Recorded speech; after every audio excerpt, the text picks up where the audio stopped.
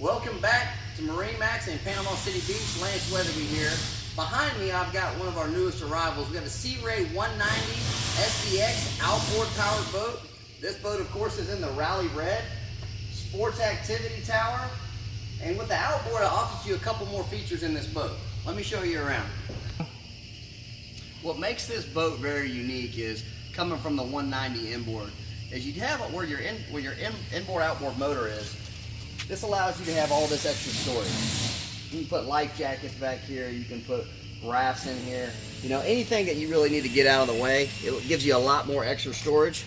You also have a cooler option here on the floor with a drain. This boat with the activity tower and the woven carpet makes it look real sharp. You also have the Rockford Fosgate upgraded sound system, and this boat's coming standard with a depth finder.